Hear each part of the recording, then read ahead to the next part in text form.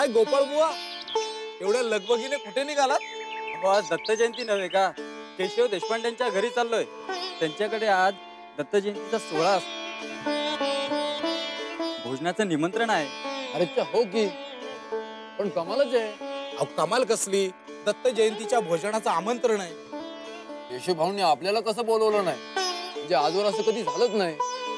दरवर्षी दत्त जयंतीला त्यांच्याकडे भोजनाचा कार्यक्रम असतो.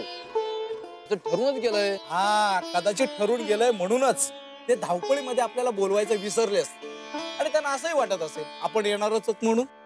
आणि काय हो, दरवर्षी किती अगत्यानं आपल्याला बोलवतात ते. हो हो, दरवर्षी म्हणत असतात की आपल्या सगळ्या गावकऱ्यांमुळे कार्यक्रमाची किती शोभा वाढते. कार्यक्रम कसा चैतन्यमय होतो. तरी आपण त्यांच्याकडून आमंत्रणाची अपेक्षा ठेवायची? आपण आपल्याच माणसाकडून अशी उपचाराची अपेक्षा ठेवणं काय बरं नाही. हो ना, म्हणजे प्रत्येक वर्षी गावातल्या प्रत्येकाला वेगळं निमंत्रण कशाला हवं?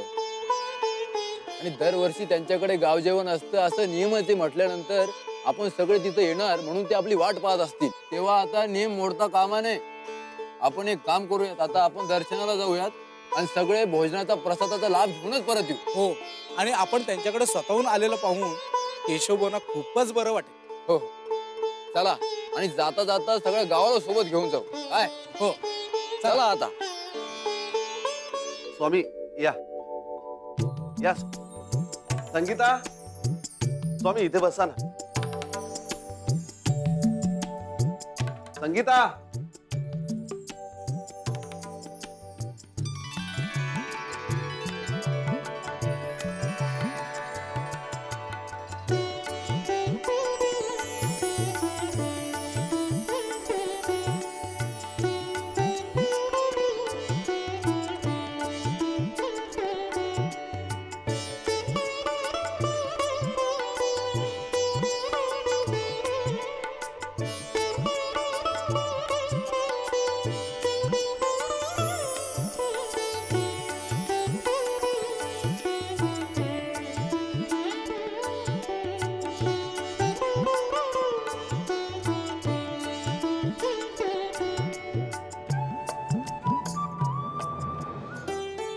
संगीता, सगळं जेवण तयार आहे ना?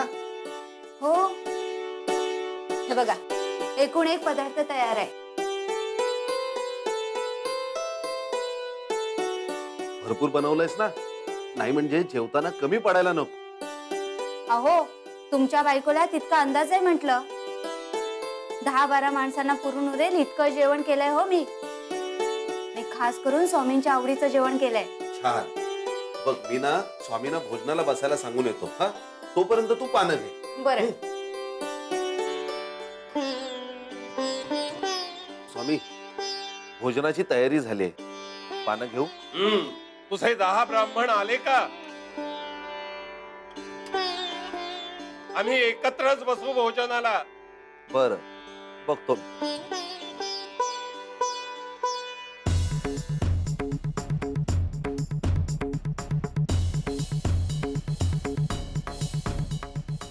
हे काय? तिथं जत्राच भरली आहे. सगळेच गावकरी आलेत ना. कुणी बोलवलं?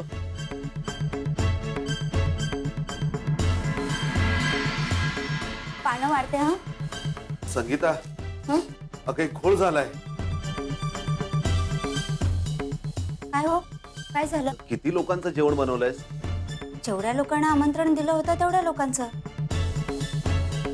पण तुम्ही परत परत का विचारताय? अगं, आज एक कसोटीचा क्षण आपल्या दरवाजापाशी येऊन उभा राहिलाय. म्हणजे काय झालं काय? अगं, दरवाजापाशी जाऊन बघ. दर्शनासाठी आणि भोजनासाठी अख्खा गाव जमलाय. हो, पण आपण तर त्यांना बोलावलं नव्हतं. नाही बोलवलं, पण आलेत ना ते. आता काय करायचं? केशवा,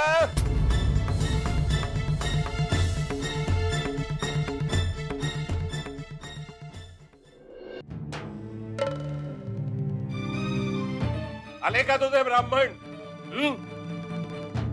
चल लवकर जेवायला वाढ.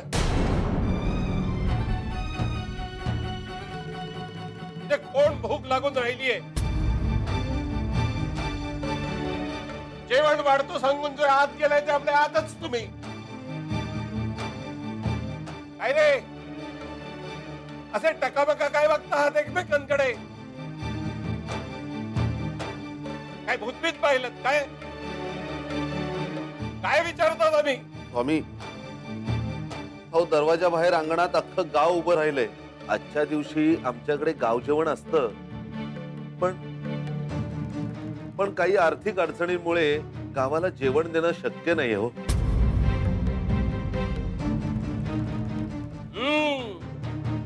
म्हणून 11 ब्राह्मणांवर बोळवण करत होतास वाटतं. नाही, तसं नाही, म्हणजे नाईलाज होता. पण आता पंचायत झाली. हो, आम्ही फक्त 11-12 माणसांचं जेवण बनवलं होतं, पण आयत्या वेळी एवढी माणसं इथे आली, त्यांना जेवण देणं शक्य नाही हो. आली आहेत ना माणसं,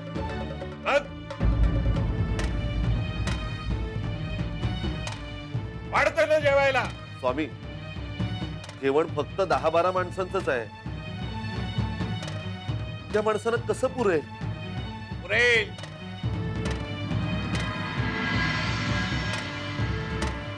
पुरवायचं म्हटलं की सगळं पुरतं. भुजंगा, हे घे श्रीफळ.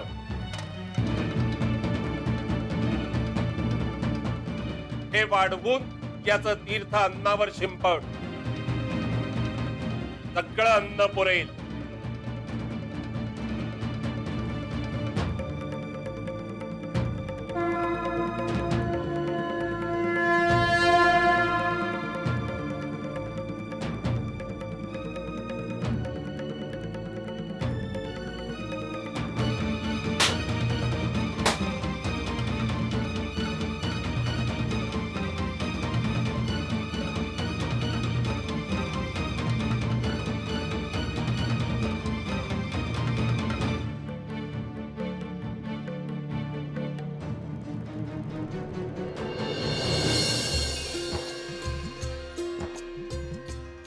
स्वामी, सुरू करा.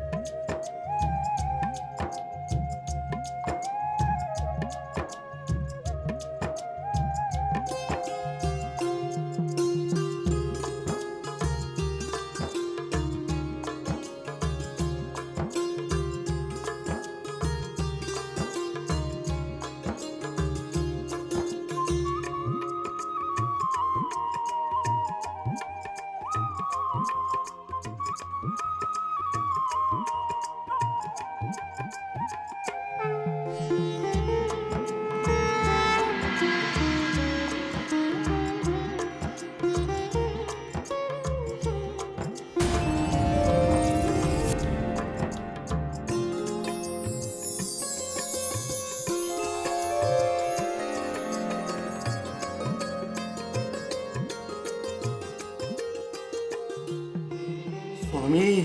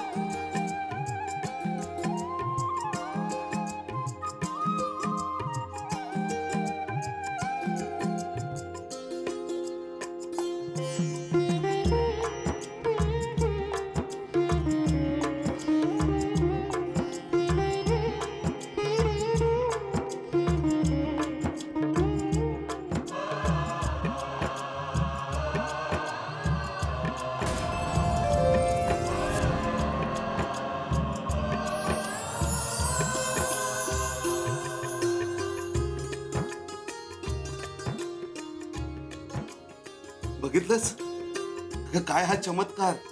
रिकामी भांडी पुन्हा भरली स्वामींच्या कृपेसारखी. स्वामी, स्वामी, तुम्ही खरंच धन्य आहात. आता कसली काळजी नाही. चला जेवायला वाढूया. हो.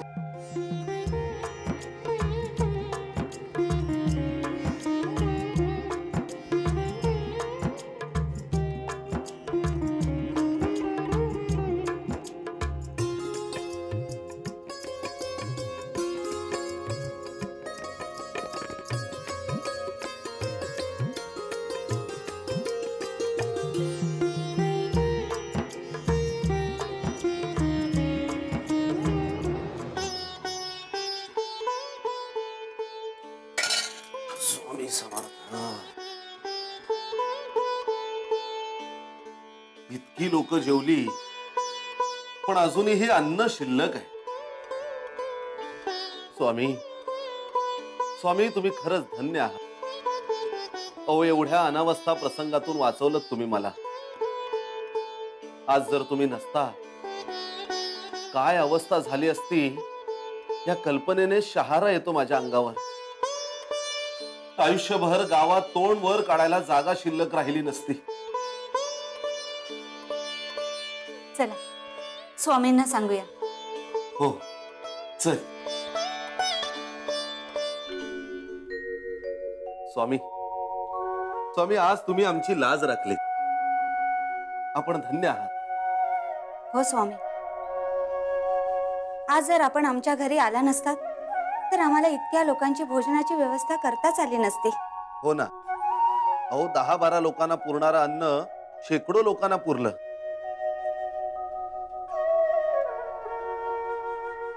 खरंच आज तुम्ही चमत्कार केला. अरे हा चमत्कार वर्षानुवर्ष होत आलाय. बघतोस काय असा? अरे इतकी वर्ष लोकांना भोजन देत आलास ना.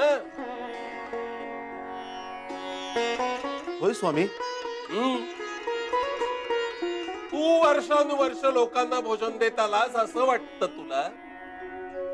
अरे भगवंताची तशी इच्छा होती म्हणून तू भोजन देत होता.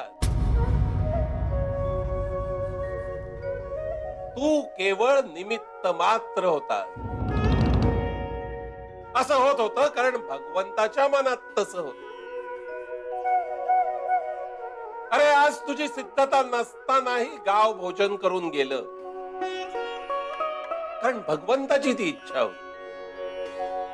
अरे हा दत्त जयंतीचा सोहळा म्हणजे काय? तुझ्या मनात भगवंताच्या प्रती असलेल्या भक्तिभावाचं हे प्रतीक आहे. मग तो भगवंतही आपल्या भक्ताची त्याचा भक्तिभाव अबाधित ठेवण्याची काळजी घेणारच. तुला असं का वाटावं की हा सोहळा आपण व्यवस्थित पार पाडू किंवा नाही, हे मला जमेल किंवा नाही, मी लोकांना भोजन देऊ शकेन किंवा नाही, याच कारण तुझा मीपणा. मी हे करेन का? मला हे करता येईल का? मला हे जमू शकेल का? मी हा अहंकार वाईट. हा अहंकार माणसाला विनाशाकडे घेऊन जातो. अहंकार सोडा. अरे ज्या माणसात हा अहंकार शिरला तो 84 लक्ष योनीच्या जन्म मरणाच्या फेऱ्यात अडकला. म्हणून हा अहंकार सोडा. स्वामी मी किती चुकीची समजूत मनात बाळगत होतो. आज आपण मला प्रकाशाचा मार्ग दाखवला. होय स्वामी.